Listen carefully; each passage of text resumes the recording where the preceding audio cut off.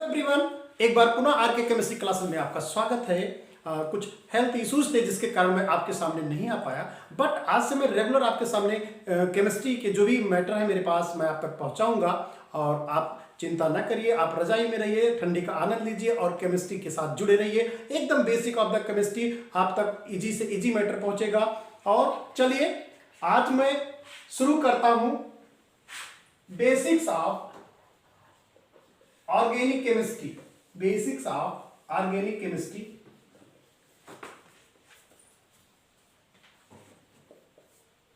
देखिए, कहानी को आगे बढ़ाते हैं। ओके, अब पहले केमिस्ट्री के कुछ पॉइंट्स उसको समझ लीजिए। जनरली केमिस्ट्री को 3 पार्ट्स में डिवाइड करते हैं। इनऑर्गेनिक केमिस्ट्री, सेकंड है organic chemistry, organic chemistry, and third is physical chemistry. Physical chemistry. देखिए, हमारा फोकस आज ऑर्गेनिक टॉपिक पे होगा, बट यह है कि जनरली हम देख लें inorganic chemistry, organic chemistry and physical chemistry. तो first of all we should know about the organic chemistry. All of the students which are studying chemistry either intermediate or BSc, they should know first of all what are the organic chemistry. The chemistry in which we should study about the organic compounds. Organic compounds are called organic chemistry. जिसमें हम organic compounds को पढ़ें उसी को मैं organic chemistry कहूंगा। अब organic compounds क्या है? These are the compounds of carbon and hydrogen, or you can say that all the hydrocarbons are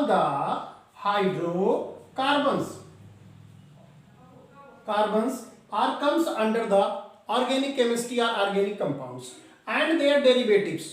For example, अगर मैं बात करूं सबसे सिंपलेस्ट ऑर्गेनिक कंपाउंड जिसे हम लोग मीथेन का नाम देते हैं, इसके बच्चे हो सकते हैं डेरिवेटिव जिन्हें आप बोलते हैं। जैसे मैंने कहा CH3OH, मैंने कहा CH3CHO एटसेट्रा, ये सब ऑर्गेनिक कंपाउंड्स हैं। तो जनरली स्टार्टिंग में ऑर्गेनिक कंपाउंड्स के बारे में ऐसा विचार किया जाता था, ऐसा जाना जाता था कि जो ऑर्गेनिक कंपाउंड्स हैं उनको केवल लिविंग बीइंग्स ही प्रिपेयर कर पाते हैं। मतलब आप कह सकते हैं नेचुरली बनते हैं, आर्टिफिशियल इनको प्रोड्यूस नहीं किया जा सकता। और इस बात को वाइटल फोर्स थ्योरी के नाम से भी जाना जाता है। वाइटल फोर्स थ्योरी, जिसको बर्जेलियस ने दिया था। बर्जेलियस ने कहा था कि living beings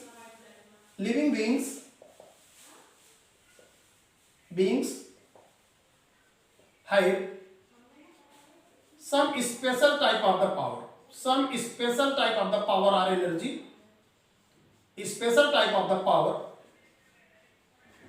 or energy can synthesize the organic compounds, but ये कॉन्सेप्ट ज्यादा दिन तक चला नहीं। इन्होंने कहा कि जो भी लिविंग बीइंग्स है, चाहे एनिमल हो चाहे प्लांट्स हो, वो ऑर्गेनिक कंपाउंड सिंथेसाइज कर सकते हैं, बट आर्टिफिशियली इसको प्रोड्यूस नहीं किया जा सकता। अभी मैं पहले ऑर्गेनिक के बारे में जान रहा हूं, फिर धीरे धीरे इनऑर्गेनिक फिजिकल के बारे में समझ सकते हैं इस टॉपिक में। बट इन्हीं के क्या थे स्टूडेंट थे होलर ने क्या बताया कि जो ऑर्गेनिक कंपाउंड्स है उनको आर्टिफिशियली भी प्रिपेयर किया जा सकता है। और इनका एक एक्सपेरिमेंट भी चल रहा था जिसपे इन्होंने एक इनऑर्गेनिक सब्सटेंस लिया था, ammonium cyanate. Wohler is the student of the Berzelius Wohler. इन्होंने क्या किया, अमोनियम साइनेट लिया NH4CnO। This is the inorganic compounds. और इसको ये लैब में कुछ कर रहे थे, बस लैब में इसको हीट कर रहे थे और देखा इन्होंने कुछ नया एक कंपाउंड मिला जो कि उसका स्वभाव दूसरी तरह था, NH2CONH2। This is the urea, first organic compound artificially prepared by the whole earth. This is the urea, first organic compound which is prepared in the lab is urea. अब फिर उसके बाद बर्जीनियस का कॉन्सेप्ट गलत हो गया, फिर इसके बाद और कई भी कंपाउंड्स बनाए गए इसी तरह से, जो है कोल्बे मेथड से एसिटिक एसिड प्रिपेयर किया गया, और भी डिफरेंट आजकल तो बहुत ही कंपाउंड्स बनाए गए। तो कहीं ना कहीं ये बात तो सामने निकल के आई कि जो ऑर्गेनिक सब्सटेंस है उनको आर्टिफिशियली भी प्रोड्यूस किया जा सकता है, कि ऐसा कोई टर्म एंड कंडीशन नहीं है क्योंकि वो लिविंग बीइंग्स ही प्रिपेयर कर पाते हैं। भाई देखिए, प्रोटीन, कार्बोहाइड्रेट, ये जो ऑर्गेनिक कंपाउंड्स होते हैं हमारी बॉडी में सिंथेसाइज होते हैं या एक्सटर्नल सोर्स से जिसे हम लेते हैं, बट ये है कि आर्टिफिशियली भी इनको प्रोड्यूस किया जा सकता है, ये कॉन्सेप्ट आ गया। अब उसके बाद तो इसका अर्थ ये साफ साफ निकल के आया कि ऑर्गेनिक कंपाउंड्स हैं क्या, जो ये मोस्ट सक्सेसफुल डिफिनेशन है, the compounds of carbon and hydrogen are the organic compounds and their derivatives are the organic compounds. अब कार्बन और हाइड्रोजन के अलावा ऐसा कोई भी कंपाउंड्स हो, कार्बन हाइड्रोजन से अलग उसकी प्रॉपर्टीज हो, तो उसे इनऑर्गेनिक कंपाउंड्स कहा गया। तो इनऑर्गेनिक कंपाउंड्स को हम इनऑर्गेनिक केमिस्ट्री में पढ़ेंगे। तो in the inorganic chemistry we will study the compounds other than organic compounds okay भाई देखिए, जहां पर भी कार्बन हाइड्रोजन दिख जाए वो सब ऑर्गेनिक है, नो डाउट। ओके, बट जैसे भी मैं एग्जांपल की मैं बात करूं, CO2 मैंने ले लिया, कार्बोनेट मैंने ले लिया, ठीक है, साइनाइड आयन मैंने ले लिया। अब इन सब में कार्बन है, but these are the inorganic compounds because the hydrogen are absent here and their properties are like not organic compound, so these are the inorganic compounds. The definition is that the inorganic compounds are other than organic compounds. मतलब organic compounds को एक किनारे रख दिया जाए, जो remaining compounds है that is inorganic compounds. तो इनऑर्गेनिक केमिस्ट्री में मैं इनऑर्गेनिक कंपाउंड को पढ़ूंगा। आज ज्यादातर फोकस मेरा ऑर्गेनिक केमिस्ट्री पे ही रहेगा। प्रीवियस कुछ लेक्चर्स में इनऑर्गेनिक केमिस्ट्री के बारे में बता दिया हूँ, वहां से आप बेसिक्स ले सकते हैं इनऑर्गेनिक केमिस्ट्री की। अब फिजिकल केमिस्ट्री क्या है देखिएगा, फिजिकल केमिस्ट्री समझने के लिए आप ऐसा समझ लीजिए कि जो भी हमारे इनऑर्गेनिक और ऑर्गेनिक केमिस्ट्री में जो भी हम पढ़ेंगे कंपाउंड सिंथेसिस, फॉर्मेशन या एप्लीकेशन, यूजेज, उनको पढ़ने के लिए कुछ रूल्स हैं, कुछ थ्योरी हैं, उनको हम लोग फिजिकल केमिस्ट्री में पढ़ते हैं। हम ये कह सकते हैं देयर आर सम प्रिंसिपल और theory by which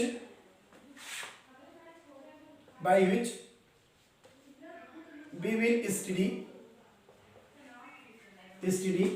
organic and inorganic compounds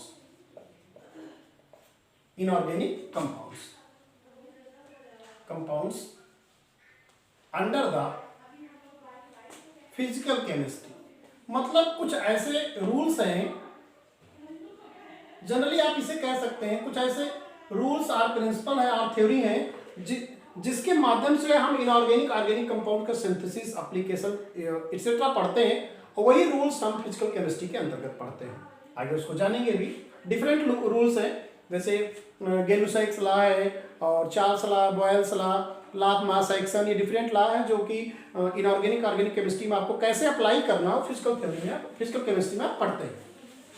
तो अगर आज हम ऑर्गेनिक केमिस्ट्री की कहानी पढ़ें तो कुछ इस तरह से केमिस्ट्री होगी ऑर्गेनिक केमिस्ट्री। आप नोट करना चाहें नोट भी कर सकते हैं, स्क्रीनशॉट भी ले सकते हैं। तो आज हम पढ़ेंगे ऑर्गेनिक कंपाउंड्स कैसे बने, क्या क्या लॉजिक इनके पीछे है, क्यों नंबर्स ऑर्गेनिक कंपाउंड्स के नंबर्स इतने ज़्यादा हैं, कैसे होते हैं देखने में, क्या करते हैं। तो चलिए आगे बढ़ाते हैं। भाई देखिए, मैंने कहा ऑर्गेनिक कंपाउंड्स कार्बन और हाइड्रोजन के कंपाउंड हैं। ओके, तो अगर मुझे कार्बन की केमिस्ट्री पता हो, मुझे हाइड्रोजन की केमिस्ट्री पता हो, तो जाहिर सी बात है इन दोनों लोगों से मिलकर बनने वाले परिवार की कहानी भी हम जान जाएंगे। भाई देखिए, जैसे आप इन दोनों केमिस्ट्री पढ़ लें तो इनसे जो भी बनेंगे तो उनकी केमिस्ट्री ऑटोमेटिकली आपको पता चल जाएगी। तो पहले कार्बन की केमिस्ट्री में पढ़ता हूं। कार्बन जिसका एटॉमिक नंबर 6 है, एटॉमिक मास या एटॉमिक वेट 12 है। तो अगर मैं इसका इलेक्ट्रॉनिक कॉन्फ़िगरेशन करूं तो कार्बन का होगा 1s2 2s2 2p2। भाई देखिए, ये अबाउ के अकॉर्डिंग मैंने इलेक्ट्रॉन को फिल किया है। ये एसपीडीएफ में आप कह सकते हैं इलेक्ट्रॉनिक कॉन्फ़िगरेशन है। अगर मैं इसका पिक्चर बनाऊं तो जितने भी एटम है सब स्फेरिकल है। तो ये न्यूक्लियस हो गया, ये हो गया आपका, ओके। देखा जाए अगर मैं इसको के और एल में लिखूं तो मैं ऐसे भी लिख सकता हूं, के सेल में 2 इलेक्ट्रॉन्स है, एल सेल में 4 इलेक्ट्रॉन्स है। तो मैं इसका पिक्चर भी बना सकता हूं। ये हो गया 2 इलेक्ट्रॉन्स, ये हो गया आपका 4 इलेक्ट्रॉन्स। तो जो 4 इलेक्ट्रॉन्स जिस सेल में है उसका नाम है outermost shell, outermost shell, okay. और जिसमें 2 इलेक्ट्रॉन्स है that is called as innermost shell, innermost shell. अब देखिए कहानी शुरू करते हैं। इनर मोस्ट सेल और K cell, this is the L cell. The energy of K cell is lower than L cell as distance from nucleus, this is the nucleus, as distance from nucleus increases, distance from nucleus increases, energy also increases। ये Bohr ने prove भी किया है, Bohr ने prove किया है। तो उस आधार पर है कि कहीं की एनर्जी इंक्रीज कर रही है। अब जरा कार्बन की केमिस्ट्री को हम लोग पढ़ रहे हैं कैसे क्या होता है। तो कार्बन का इलेक्ट्रॉनिक कॉन्फ़िगरेशन ये हुआ, ठीक। अब किसी भी एटम, कोई भी एटम या मॉलिक्यूल 2 स्टेज में हो सकता है। एक स्टेज का नाम है ग्राउंड स्टेट, ग्राउंड स्टेट या ग्राउंड स्टेज एक ही बात है। दूसरा स्टेज है एक्साइटेड स्टेट, एक्साइटेड स्टेट। भाई देखिए कोई भी एटम जब सोता है, सोता है माने भाई जाहिर सी बात है, आप भी जैसे रात में सोते हैं, दिन में सोते हैं, सोने के दौरान आपकी एनर्जी मिनिमम होती है, मिनिमम होती है। तो उस स्टेज का नाम है ground state, minimum energy state, okay. चलिए, और एक स्टेज होती है जब आप जागते हैं, जब आप सतर्क रहते हैं, that will be excited state या मोर एनर्जी स्टेट। मैं आपको एकदम बेसिक से पढ़ा रहा हूं। अब जरा देखिए कहानी कुछ इस तरह से है। जब आप सोते हो तो किसी से फ्रेंडशिप करने का कोई विचार ही नहीं उठता। आप सो रहे हो तो एनर्जी आपकी कम है। एक्साइटेड स्टेट में आप क्या करते हैं, आप भाग दौड़ करते हैं, किसी से फ्रेंडशिप करते हैं, बात करते हैं। तो कार्बन भी जो इसका इलेक्ट्रॉनिक कॉन्फ़िगरेशन मैंने लिखा according to above, this is the ground state configuration, configuration. अब इस स्टेट में कार्बन किसी से दोस्ती नहीं करेगा। अच्छा, जितने भी एटम आए हैं इस धरती पर, अब प्रश्न ये उठता है how many types are atoms are present on the earth or in the universe. तो only 118 types of the elements, minimum 118 elements are found in the nature and every elements are made up of same type of the atoms according to Dalton's. तो मैं ये कह सकता हूं but there are some elements have the isotopes, so minimum 118 types of the atoms are found in the nature, minimum, okay, atoms, types of the atoms। इसमें भैया देखिए ये जितने भी एटम हैं ये एटम के फॉर्म में नहीं रहना चाहते हैं। उसका कारण क्या है, जो एटम होता है वो रिएक्टिव होता है। जो रिएक्टिव होगा वो जाहिर सी बात है किसी न किसी से फ्रेंडशिप कर लेगा, किसी न किसी से शादी विवाह कर लेगा। तो लेकिन इसमें केवल 3-4 लोग ऐसे हैं जो कि संत हैं, महापुरुष हैं, वो किसी से शादी विवाह करने का उनके मन में कोई विचार नहीं है। और वो है आपके helium, neon and argon, okay. Krypton भी है, क्रिप्टॉन। ये 4 लोग हैं जो कभी किसी से फ्रेंडशिप नहीं करते। ये एटॉमिक फॉर्म में ही किसी से रिएक्शन नहीं करते, किसी से दोस्ती नहीं करते, और ये बहुत स्टेबल भी है। इनकी लाइफ भी बहुत ज़्यादा है। स्टेबल मतलब जो लंबे समय तक एज सच बना रहे उसको कहा जाता है ज़्यादा स्टेबल है।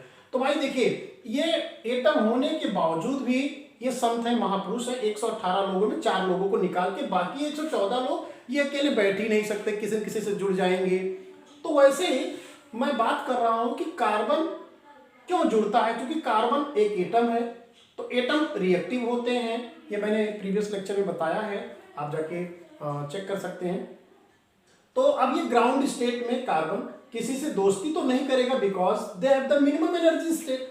भाई देखिए एक सीधा सा कॉन्सेप्ट है, अगर किसी भी सिस्टम या कोई भी एटम कोई भी मॉलिक्यूल है, अगर उसकी एनर्जी कम होगी तो जाहिर सी बात है वो लेस रिएक्टिव होगा, नो डाउट। कैसे, जरा इस कहानी को पहले हम लोग समझ लें, फिर कार्बन की बात आगे बढ़ाएंगे। ठीक, ओके। ये कार्बन का ग्राउंड स्टेट कॉन्फ़िगरेशन है। भाई मुझे कार्बन हाइड्रोजन की केमिस्ट्री को समझना है। अब जरा देखिएगा, याद रखिए कोई भी सिस्टम हो, कोई भी सिस्टम, इस कॉन्सेप्ट को माइंड में रख लीजिएगा, अगर उसकी एनर्जी ज्यादा है, उसकी एनर्जी ज्यादा है तो उसकी रिएक्टिविटी भी ज्यादा होगी। भाई जाहिर सी बात है, आपके पास ढेर सारा पैसा है तो आप समय नहीं दे पाओगे किसी को, बिकॉज पैसा is the energy, greater the energy greater will be reactivity. Okay, लेकिन ज्यादा रिएक्टिविटी है, ज्यादा पैसा है तो आपके ऊपर खतरा भी मंडराता है, तो याद रखिएगा स्टेबिलिटी कम है, स्टेबिलिटी कम होगी। ये माइंड में आप बात को रख ले। ओके, अब मैं बात कर रहा हूं ग्राउंड स्टेट कॉन्फ़िगरेशन में मिनिमम एनर्जी है। ये कहेगा भैया मैं इस स्टेट में किसी से जुड़ूंगा नहीं बिकॉज मेरे पास एनर्जी ही नहीं है। अब 3-4 हाइड्रोजन 5-6 हाइड्रोजन आए, कहीं नहीं आपको जुड़ना पड़ेगा, मुझसे जुड़ना पड़ेगा। सब कार्बन से टकरा गए, धाए धाए लड़े, तो कार्बन कहा कि कार्बन जाग गया। अब जाग गया तो देखिए जागने के बाद क्या हुआ, जाग गया मतलब दे गोज इनटू एक्साइटेड स्टेट। अब एक्साइटेड स्टेट में कैसे गया, कहानी जरा समझिए। ये भैया 1s तो न्यूक्लियस के पास है, न्यूक्लियस ने पकड़ के रखा है। ओके, 2s 2p न्यूक्लियस से दूर है, जो कुछ चेंजेस होगा 4-6 लोग जगाने आएंगे तो इस 1s को नहीं डिस्टर्ब कर पाएंगे, वो 2s को डिस्टर्ब कर सकते हैं, 2p को भी डिस्टर्ब कर सकते हैं, तो 2s को ही डिस्टर्ब करेंगे। आगे मैं बताऊंगा क्यों, वो सब समय के साथ मैं बता दूंगा। अब देखा क्या गया, वो लोग 2s को डिस्टर्ब कर देते हैं और 2s का एक इलेक्ट्रॉन एक्साइटेड होकर 2p में चला जाता है। कहानी कुछ इस तरह से हो जाती है 2s1 2p3।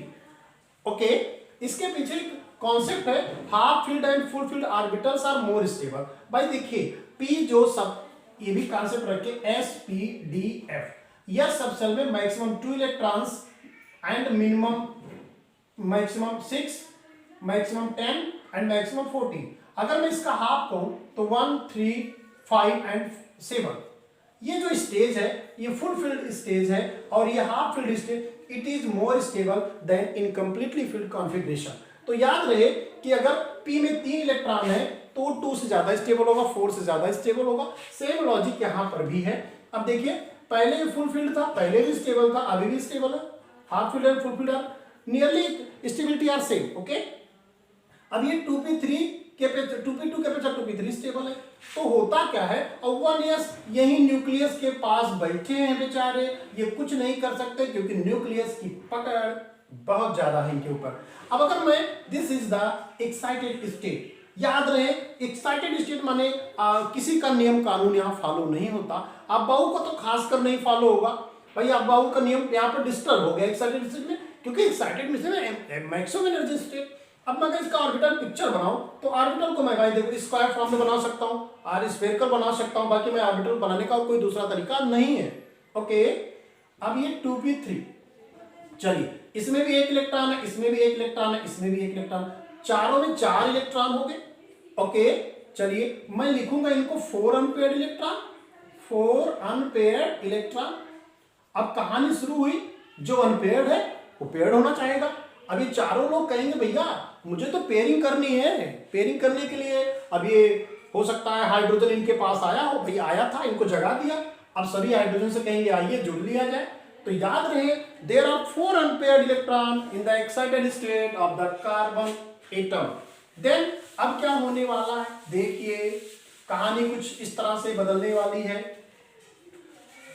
अब जो कार्बन है, जाहिर सी बात है 4 अनपेयर्ड इलेक्ट्रॉन है, 1, 2, 3, 4। अब ये 4 लोगों से कहेगा भैया आप लोग भी अनपेयर्ड इलेक्ट्रॉन लेके आइए, हमसे जुड़ जाइए। तो हो सकता मैं सबसे सिंपलेस्ट एटम हाइड्रोजन को लेके चलता हूं, इसकी कहानी बहुत इजी है। तो हाइड्रोजन आया, कहा भैया मेरे पास एक अनपेयर्ड है, मेरे पास एक अनपेयर्ड है, मेरे पास एक अनपेयर्ड है, मेरे पास एक, 4 हाइड्रोजन एटम आए और इससे दोस्ती कर लिए। तो कहानी कुछ इस तरह से निकल के आई। भाई केमिस्ट्री में याद रहे, जब कहीं दो लोग मिलते होंगे तो एक बॉन्ड बनेगा, बॉन्ड माने अट्रैक्टिव फोर्स। अब वो बॉन्ड कार्बन और हाइड्रोजन के कुछ बॉन्ड को मैं डैश से दिखाऊंगा।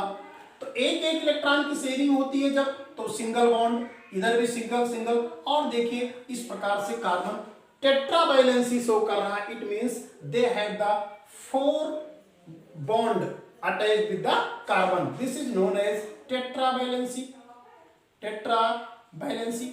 ओके, अब ऐसा भी हो सकता है कार्बन हाइड्रोजन से जुड़ के कार्बन से भी जुड़ सकता है। ये देखिए कार्बन से भी जुड़ सकता है। अब एक बात और समझ लीजिए, हो सकता है कार्बन से डबल बॉन्ड के द्वारा जुड़ सकता है। भाई देखिए कार्बन 4 बॉन्ड बनाएगा हमेशा। अब वो 2 बॉन्ड एक साथ होंगे तो 2 बॉन्ड किसी और से जुड़ेंगे। ऐसा भी हो सकता है कार्बन 3 बॉन्ड से कार्बन से जुड़ जाए, तब एक बॉन्ड फ्री होगा, यहां कोई और जुड़ेगा। कार्बन एक साथ 4 बॉन्ड नहीं रख सकता।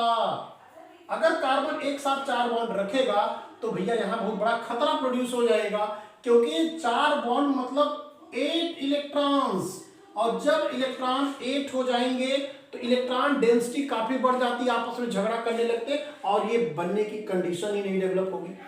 तो एक तो व्यवस्था ये हो सकती है पहली, दूसरी पॉसिबिलिटी ये हो सकती, तीसरी पॉसिबिलिटी ये हो सकती है, एक और भी पॉसिबिलिटी हो सकती है कार्बन के साथ। कार्बन की एक ये तो पॉसिबल नहीं है 8 इलेक्ट्रॉन्स। भाई मन में आपके प्रश्न बन सकता है कि सर कार्बन के बीच में 4 बॉन्ड्स में रख दूं, तो it is not possible because electron density is greatly increase between carbon. और कहानी में थोड़ा सा ट्विस्ट आ जाएगा।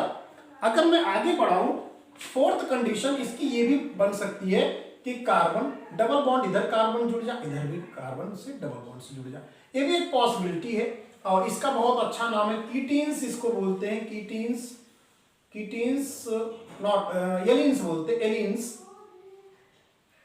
Okay, ketenes are the C double bond O and double bond C, this is the ketenes. Okay, अब इतनी पॉसिबिलिटीज हैं। अब एक बात याद रखिएगा, अगर ऑर्गेनिक केमिस्ट्री में आपको कार्बन और हाइड्रोजन संबंधित नेचर समझना है, तो जो ये सिंगल बॉन्ड होगा दिस इज सिग्मा। तो कार्बन के पास यहाँ 4 सिग्मा बॉन्ड हैं। ओके, और जब कभी भी 2 बॉन्ड एक साथ हो तो एक सिग्मा होता है, एक पाई होता है, इसको मैं और आगे डिटेल चर्चा करूंगा। 3 बॉन्ड एक साथ हो तो पाई सिग्मा पाई होता है। ठीक है, ये आप अब यहां पर देखिए pi sigma pi sigma pi sigma pi sigma. अब इस कार्बन के पास 2 sigma bonds plus 2 pi bonds है। सिग्मा बॉन्ड ज्योमेट्री को या शेप को भी डिटरमाइन करता, आगे हम लोग वेस्पर थ्योरी या हाइब्रिडाइजेशन में इसको अच्छे से जानेंगे। एक चीज और, कार्बन अन्य एटम के साथ भी जुड़ सकता है। जैसे कार्बन नाइट्रोजन के साथ जुड़ेगा तो यहाँ 3 बॉन्ड्स पाए जाएंगे, बाकी एक बॉन्ड फ्री होगा। अब इस फ्री बॉन्ड पे हाइड्रोजन जुड़ सकता है, कार्बन कोई भी एटम जुड़ सकता है जो जुड़ने की कैपेसिटी रखता है, जिसे अपना ऑक्टेट कंप्लीट करना होगा वो जुड़ सकता है। ओके, तो अगर आगे मैं बात को बढ़ाऊं तो कार्बन क्यों जुड़ना चाहता है ये भी जरा देख लीजिए। कार्बन या हाइड्रोजन ये सब क्यों जुड़ते हैं, इस बात को भी जरा समझ लें हम लोग। देखिए भाई कार्बन 2 4 हाइड्रोजन 1, कोई भी एटम याद रहे अगर उसका इलेक्ट्रॉनिक कॉन्फ़िगरेशन करे और उसके आउटर सब सेल या आउटर सेल में अगर 2 और 8 इलेक्ट्रॉन्स हैं तो आप समझ जाइएगा वो किसी से दोस्ती नहीं करेगा। No friendship. फॉर एग्जाम्पल अगर मैं बात करूं हीलियम, इसका कॉन्फ़िगरेशन करते हैं 2, नियॉन इसका करते हैं 2 8, ये किसी से फ्रेंडशिप नहीं करेंगे। ओके, ये अकेले जहां भी रहेंगे free. These are the Sant of the periodic table, ये पीरियोडिक टेबल के संत हैं, जहां रहेंगे आराम से बैठ के टेंशन फ्री रहते हैं। अब कार्बन के चूंकि आउटर मोस्ट में 4 इलेक्ट्रॉन्स है, हाइड्रोजन के आउटर मोस्ट में 1 इलेक्ट्रॉन्स है, तो ये 1 को 2 करेगा, 4 को 8 करेगा। इसीलिए क्या करते हैं, पास पास आएंगे। कैसे, जरा कहानी को समझते हैं। मान लेते हैं ये कार्बन एटम है, ये हाइड्रोजन एटम है। ओके, अब ये कार्बन के इलेक्ट्रॉन्स कुछ इस तरह से दौड़ रहे हैं आउटर मोस्ट में, इसका इलेक्ट्रॉन कुछ इस तरह से दौड़ रहा। ये पास पास आएंगे, कहेंगे भैया मैं आपसे जुड़ना चाहता हूं। तो हाइड्रोजन कहेगा पहले आपको मैं एक्साइटेड स्टेट में पहुंचाऊंगा, तभी तो आप जुड़ोगे, ग्राउंड स्टेट में आप सो रहे हो। तो देखिए कहानी कैसे यहाँ पर। अब जब ये पास पास आएंगे, they want to make bond, ये बॉन्ड बनाना चाहते हैं, फ्रेंडशिप करना चाहते हैं। तो इनका इलेक्ट्रॉन इनके इलेक्ट्रॉन को क्या करेगा, रिपेल करेगा।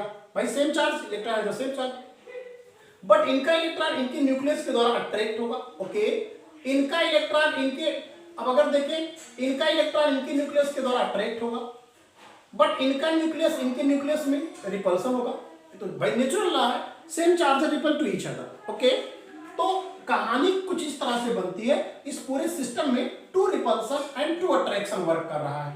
भाई देखिए अगर दोनों सेम हो गया, ओके, ऐसे केसेस में जो भी दो लोग मिलने आए हैं वो समझ ही नहीं पाएंगे मुझे फ्रेंडशिप करनी है कि नहीं करनी है। इस कंडीशन का नाम है non bonding condition. This is the non bonding.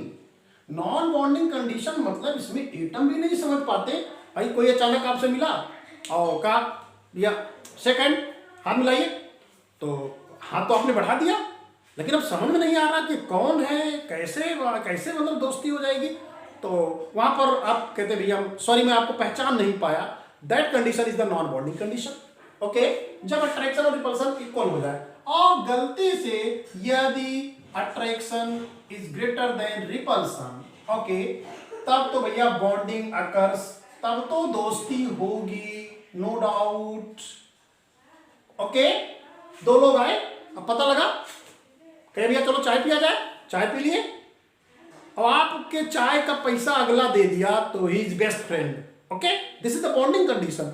और कहीं ऐसा हो जाए मिलते ही उठाए जूता मारपीट शुरू हो जाए, that will B anti bonding condition. ये भी पॉसिबिलिटीज बनती है when third condition is repulsion is greater then attraction.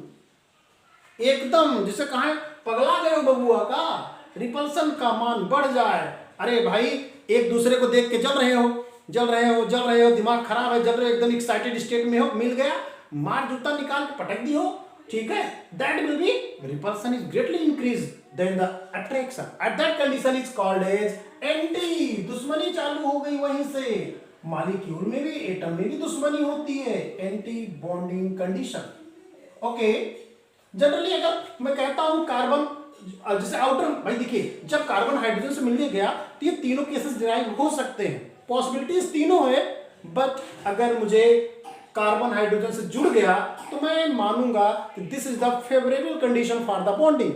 It means this is the follow by the second concept, attraction is greater than repulsion. At that condition the compounds of carbon and hydrogen are produced. Okay, मुझे लगता है ये बातें आपको समझ में आ गई होंगी। अब क्यों कार्बन ने हाइड्रोजन से बॉन्डिंग किया, कार्बन किसी के भी साथ बॉन्डिंग कर सकता है, इस पर भी जरा एक बार चर्चा कर लेते हैं। अच्छा, कितने बॉन्ड्स बनेंगे उस कहानी को भी मैं आपको बता दे रहा हूं। बॉन्ड्स बनाने की क्राइटेरिया क्या है ये भी जरा आप समझ लीजिएगा। देखिए जो भी बॉन्ड्स बनते हैं, bonds is the attractive force. Okay, ये कितने बॉन्ड्स बनेंगे ये डिपेंड्स करता है कि जो दोनों एटम आए हैं पास पास वो कितने कितने इलेक्ट्रॉन की शेयरिंग कर रहे हैं। अगर 1-1 इलेक्ट्रॉन की शेयरिंग करेंगे तो 1 बॉन्ड बनेगा, 2-2 की करेंगे 2 बॉन्ड, 3-3 करेंगे 3 बॉन्ड्स। तो मुझे कैसे पता चलेगा कब कितने की शेयरिंग होगी, जरा कहानी समझ लीजिए। जैसे फर्स्ट ग्रुप एलिमेंट है, first group, second group. Okay, first group में आया आपका हलीना का रब से फरियाद। ओके, बेटा मांगे कार स्कूटर, बाप राजी। ओके, फर्स्ट ग्रुप एलिमेंट्स हमेशा याद रखिए जहां भी मिलेंगे, क्योंकि फर्स्ट ग्रुप में इनके आउटर मोस्ट में 1 इलेक्ट्रॉन है तो ये मैक्सिमम 1 बॉन्ड ही रखेंगे। कितने बॉन्ड? 1। सेकेंड ग्रुप एलिमेंट्स के आउटर मोस्ट में भाई बेरिलियम का कॉन्फ़िगरेशन करते 2 इलेक्ट्रॉन्स है, it means they can have maximum 2 bonds. Okay, I think आपको बातें समझ में आ गई होगी। अगर मैं अब थर्ड ग्रुप की मैं बात करता हूं, थर्ड में अभी मैं डी ब्लॉक को कंसीडर नहीं कर रहा हूं, मैं आपको बेसिक कॉन्सेप्ट दे रहा हूं। तो थर्ड ग्रुप में आपका आता है, ओके, आता है क्या, बैगन, आलू, गाजर, इन, थाइलियम। फोर्थ ग्रुप काशी, गए, टीन, लेड। भैया मैंने अभी डी ब्लॉक को कंसीडर नहीं किया है, okay, otherwise group number change हो सकता है। वो लॉन्ग फॉर्म पीरियोडिक टेबल की कहानी मैं अभी नहीं बता रहा हूं। आगे नेक्स्ट, नाना, पाटेकर, ऐश्वर्या, सब बेकार है, जो भी कह दीजिए, समझने की बात है। बाकी सब भैया हीरो बारे में और डिस्कशन मुझे नहीं आता। सिक्स पीरियड की मैं ग्रुप की मैं बात करूं, उस, से, टी, ओ। सेवंथ की मैं बात करूं तो आपका आ जाएगा fluorine, chlorine, bromine, iodine, STT. और इनर्ट गैसेस की मैं बात करूं तो उनकी तो बात मैं कर ही नहीं सकता हूं, लेकिन चलिए कर ले रहा हूं। एट्थ ग्रुप, और इसको जीरो ग्रुप कहते हैं। यहाँ हीलियम है, हीनान, यहाँ आर्गन, हीलियम, यहाँ argon, krypton, xenon and radon. Okay, अब जरा देखिए ये मैक्सिमम कितने बॉन्ड्स बना सकते हैं, कहानी को समझिए। थर्ड पीरियड वाले भाई, अगर मैं बोरान का कॉन्फ़िगरेशन करूं, आप समझ गए होंगे, तो मैं एक एक एलिमेंट की कहानी बता दे रहा हूं आपको, बस 2 मिनट लगेगा, ज्यादा टेंशन नहीं लेना है। देखिए ये तो आप समझ ही गए होंगे, अब जरा मैं कहानी को बता रहा हूं आपको आसान करके। देखिए भाई, अगर मैं बोरान का कॉन्फ़िगरेशन करता हूं तो 2 3 आएगा, ओके, 5 है, तो जाहिर सी बात है अब इसे ऑक्टेट कंप्लीट करना है बोरान को। कार्बन 2 4, सही है, तो ये 2 5, 2 6, 2 7 एंड 2 8, ये तो नो बॉन्डिंग इनर्ट गैसेस है। अब जरा देखिए, कार्बन के आउटर मोस्ट में 4 है, तो ये मैक्सिमम 4 बॉन्ड्स रखेगा, ठीक है, मैक्सिमम 4 बॉन्ड्स हो सकता है, याद रखिएगा। ये मैं जिसकी बात कर रहा हूं जिन एलिमेंट्स की, जो कि ये सेकंड पीरियड के एलिमेंट्स है। अब जाहिर सी बात आउटर मोस्ट में 5 है, तो इसे कंप्लीट करने के लिए 3 इलेक्ट्रॉन और शेयर करेगा ये, माने 3 लोगों से जुड़ सकता है। वो हो सकता है एक ही एटम 3 बॉन्ड से जुड़ जाए, या 3 अलग अलग एटम भी बना सकते हैं। तो अब इसमें मैक्सिमम बॉन्ड होगी 3, इसमें 2, इसमें 1, क्लियर। अब अगर मैं इसकी बात करूं तो चूंकि मैक्सिमम 4 हो सकते हैं, तो ये 3 बॉन्ड से जुड़ेगा। अब इसकी कहानी जरा समझिए, बोरान हमेशा 3 बॉन्ड से जुड़ता है, कार्बन हमेशा 4 बॉन्ड से, नाइट्रोजन हमेशा 3 बॉन्ड से, ऑक्सीजन हमेशा 2 बॉन्ड से, फ्लोरीन हमेशा 1 बॉन्ड से। Okay, this is the basic logic. अब ये तीनों बॉन्ड हो सकता है कि एक ही साथ हो जाए, जैसे मैंने कहा था कार्बन, मैंने आपको दिखाया कि 4 अलग अलग एटम भी हो सकते हैं, लेकिन अगर मैं कार्बन से सीधे नाइट्रोजन जोड़ दूं तो देखिए ट्रिपल बॉन्ड हो जाएगा। एक यहाँ कोई एक बॉन्ड से हाइड्रोजन है, कुछ भी जुड़ सकता है। ऐसे नाइट्रोजन अगर अलग अलग लोगों से जुड़ेगा, हाइड्रोजन से ले लें तो NH3 बनाएगा, लेकिन अगर मैं दूसरे नाइट्रोजन से जोड़ दूं तो ट्रिपल बॉन्डेड नाइट्रोजन बनाएगा। ओके, तो ये डिपेंड करता है कि जो भी एलिमेंट है, जो भी जुड़ने आया है, उसे कितनी इलेक्ट्रॉन्स की जरूरत है ऑक्टेट को कंप्लीट करने के लिए। मुझे पूरा विश्वास है ये बात आपको समझ में आ गई होगी। This is the basic of the carbon. अब अगर मैं बात करूं, कार्बन हाइड्रोजन की बात आपको समझ में आ गई होगी, तो अब देखिए कार्बन ट्रिपल बॉन्डेड भी हो सकता है, डबल बॉन्डेड भी हो सकता है, सिंगल बॉन्डेड, मतलब इसकी कहानी है, ये किसी के साथ भी जुड़ सकता है। यही कारण है कि कार्बन में कैटिनेशन की जो प्रॉपर्टीज होती है, श्रृंखलित होने का जो गुण होता है, बहुत ज्यादा होने के कारण कार्बन सभी से जुड़ जाता है। आप समझ लीजिए, carbon is the don of periodic table, don of periodic table. ये पीरियोडिक टेबल का डॉन है, जिससे कहेगा मैं आपसे जुड़ना चाहता हूं, एक बॉन्ड से कह दे तो जिससे कहेगा हाइड्रोजन कम हियर, और मुझसे जुड़िए एक बॉन्ड से, तो हाइड्रोजन कहेगा अरे बाबू साहब ठीक है मैं एक बॉन्ड से जुड़ जाऊंगा। अभी मान लीजिए नाइट्रोजन कहेगा चलो मेरे पास आओ, ट्रिपल बॉन्डेड से जुड़ जाओ, नाइट्रोजन कहेगा ओके सर मैं जुड़ जाऊंगा, नो प्रॉब्लम। किसी से भी कार्बन कार्बन से डबल बॉन्ड से जुड़ सकता है। तो this is the don of the periodic table. Okay, अब इसी आधार पर मैं आपको बताऊंगा कि कार्बन जो भी जुड़ के किस प्रकार के कंपाउंड बना सकता है। भाई कार्बन है, हाइड्रोजन तो रहेगा, तभी तो ऑर्गेनिक कंपाउंड कहा जाएगा। अब ये कार्बन कार्बन अगर सीधे जोड़ दें, भाई अगर मैं कार्बन कार्बन को सीधे जोड़ दूं, ऐसे से जोड़ दूं, भाई बाकी अब कार्बन की वैलेंसी को बराबर करने के लिए हाइड्रोजन एटम यूज किया जाता है। अगर मैंने कार्बन का एक बॉन्ड बनाया है, इसका मतलब कार्बन की भी 3 वैलेंसी बची है। भाई टेट्रा वैलेंसी मैंने कार्बन बताया, तो वो 3 वैलेंसी हाइड्रोजन से बैलेंस किया जाएगा ऑर्गेनिक केमिस्ट्री में। यहाँ 2 वैलेंसी हो गई, तो मैं 2 और वैलेंसी को हाइड्रोजन से कवर करूंगा। टेंशन नहीं लीजिएगा भाई साहब, बहुत इजी है केमिस्ट्री। अब देखिए, अगर मैं कार्बन को एक सीधी रेखा में जोड़ दूं तो ऐसे ऑर्गेनिक कंपाउंड का नाम, ऐसे कार्बन और हाइड्रोजन के कंपाउंड का नाम रखा गया बहुत सीधा सीधा, open chain organic compound. Open chain organic compound, okay.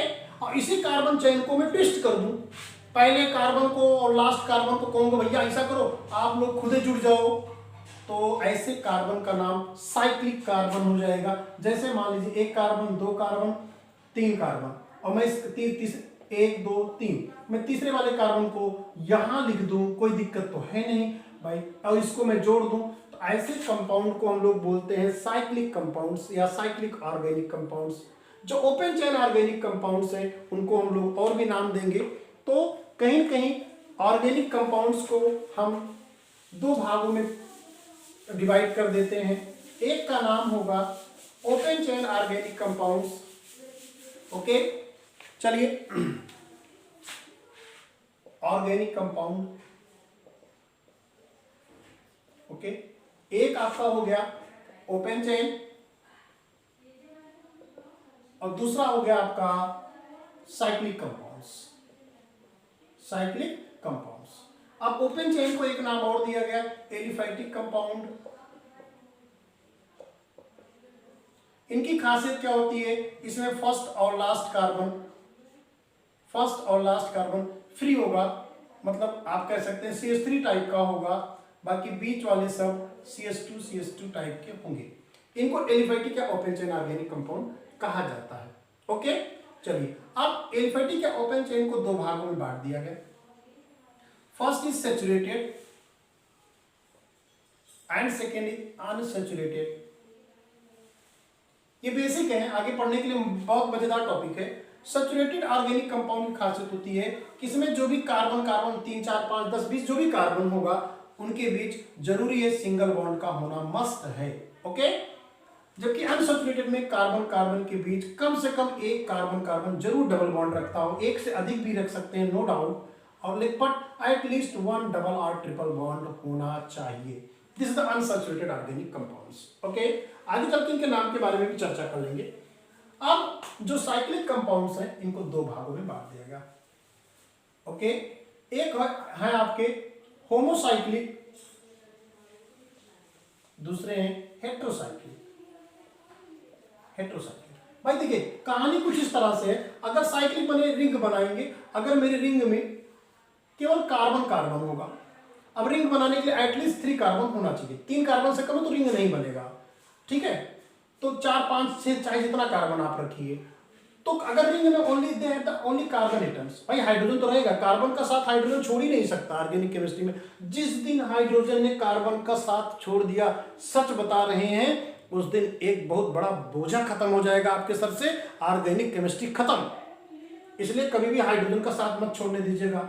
ये जन्म जन्म का साथ है हमारा तुम्हारा, कार्बन और हाइड्रोजन का जन्म जन्म का साथ है, इनको अलग मत करिएगा, नहीं तो गड़बड़ हो जाएगा मामला। ये आपका होमोसाइक्लिक है। लेकिन अगर रिंग में कार्बन के अलावा कोई दूसरा आइटम आ जाए, अब वो दूसरा आइटम कौन होगा, कोई और नहीं होगा, होंगे भैया सल्फर, ऑक्सीजन और नाइट्रोजन। यही तीनों भाई साहब हैं। भाई साहब क्या है, बेटा साहब है, ये सन, SON, सन, बेटा है।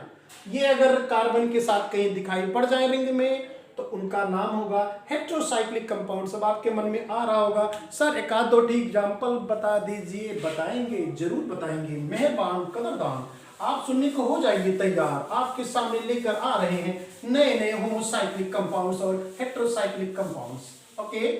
मैं एग्जांपल लेता हूं होमोसाइक्लिक का। भैया 1 कार्बन 2 कार्बन 3 कार्बन हो गया होमोसाइक्लिक, ओके।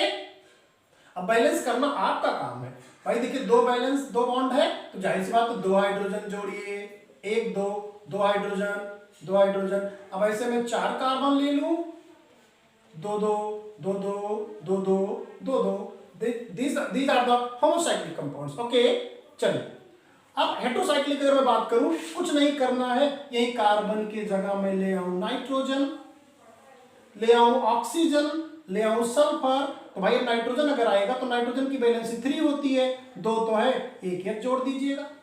और अगर यही मैं मान लीजिए सल्फर ले आऊं तो सल्फर की वैलेंसी कितनी होती, 2, तो ऑलरेडी यहाँ 2 है, उसमें नो डाउट। यहाँ सब कार्बन है, यहाँ सब H2 है, याद रखिएगा। ये आपका हेटेरोसाइक्लिक हो गया, ये आपका होमोसाइक्लिक हो गया। क्लियर है? अब जरा देखिए आगे कहानी में बताता हूं। अब मैं होमोसाइक्लिक कंपाउंड को, ठीक है, फिर से इसको 2 भागों में बांटना चाहता हूं। अगर आप लोगों को दिक्कत ना हो, और दिक्कत हो तो ना बांटें, लेकिन भैया हम बांटेंगे क्योंकि इनको बांटा गया है। ओके, अब होमोसाइक्लिक का एक है, इसका नाम है alicyclic, and second is aromatic. Aromatic इनमें भी वही चीज है, इनको भी 2 भागों में बांटा गया, एलिसाइक्लिक एंड एरोमेटिक। एलिसाइक्लिक में भैया याद रखिएगा ये साइक्लिक में होंगे, नो डाउट। और कार्बन कार्बन के बीच याद रखिएगा, मैं एक एग्जांपल लेके बता रहा हूं आपको, CH2 single bond CH2 CH2 CH2, these are the alicyclic, but these are the aromatic. याद रखिएगा एलिसाइक्लिक और एरोमेटिक की खासियत में थोड़ा सा डिफरेंस है। एरोमेटिक क्या होगा, ये special type of the smell रखते हैं, they have no special type of the smell. एक जनरल व्यू में मैं बता रहा हूं। बाकी एरोमेटिक कंपाउंड की खासियत क्या होती है, ये बहुत स्टेबल होते हैं भैया। बाकी जब मैं बताऊंगा डिटेल तो चर्चा करूंगा। एरोमेटिक जल्दी जो है ये किसी जुड़ना उड़ना नहीं चाहते हैं, ठीक है, और ये लोग जहां पाए खट से जुड़ जाएंगे, है, तो ये बहुत रिएक्टिव है, ये स्टेबल है। तो एरोमेटिक और एलिसाइक्लिक में ये डिफरेंस है। पहली बात तो देखिए है दोनों साइक्लिक, लेकिन ये स्टेबल साइक्लिक कंपाउंड है, ये अनस्टेबल तो नहीं कह सकते बट लीस्ट स्टेबल कह सकते हैं। अब हेटेरोसाइक्लिक में आ जाऊं तो कुछ नहीं करना है भैया, देखो यही है, 4 मेंबर रिंग मैंने बनाया है, कार्बन कार्बन सब जगह है, और एक जगह मैंने नाइट्रोजन डाल दिया कार्बन की जगह। तो बस बैलेंस कर दीजिएगा, H2 H2 H2 NH2। Okay, और यही कहानी मैं अभी क्या करूं, कुछ ना करूं, बेंजीन ही ले लूं, और बेंजीन में एक कार्बन को, ये देखो कहानी, बेंजीन में मैंने क्या किया, एक कार्बन को यहां से नाइट्रोजन से मैंने रिप्लेस कर दिया। किससे रिप्लेस कर दिया, नाइट्रोजन से। तो ये आपका हो गया एरोमेटिक, ये भी है बट हेटेरोसाइक्लिक एरोमेटिक कंपाउंड है। ये हेटेरोसाइक्लिक एलिसाइक्लिक कंपाउंड है, ये होमोसाइक्लिक एरोमेटिक है, ये होमोसाइक्लिक एलिसाइक्लिक कंपाउंड है। ओवरऑल मैं कहना क्या चाहता हूं, सब साइक्लिक हैं, लेकिन अगर साइक्लिक में साइक्लिक कंपाउंड हो और उसका स्वभाव एलिफैटिक से मिलता हो, याद रखिएगा इसमें 2 वर्ड है, तोड़ दीजिए, ali plus cyclic. Ali means aliphatic, aliphatic means open chain compound, open chain compound, और साइक्लिक मीन्स साइक्लिक। मतलब अगर कोई कंपाउंड साइक्लिक होते हुए ओपन चेन वाला गुण प्रदर्शित करे, प्रॉपर्टीज प्रदर्शित करे, ऐसे कंपाउंड का नाम होता है एलिसाइक्लिक। ओके, मुझे पूरा विश्वास है आपको बातें समझ में आ गई होंगी, और यदि आपको बातें नहीं समझ में आई तो कमेंट बॉक्स में आप जरूर लिखें क्यों नहीं समझ में आई। मैं पूरा प्रयास करूंगा आपको इजी से इजी मैटर देने का। आप मेरे साथ लगे रहें, मैं आपको केमिस्ट्री प्रयास करूंगा ज्यादा से ज्यादा इजी टॉपिक आपको बताएं और इजी मैटर अवेलेबल कराएं आपको। Okay, thank you so much. अगर आपको वीडियो पसंद आए तो चैनल को लाइक करें, सब्सक्राइब करें और शेयर करें।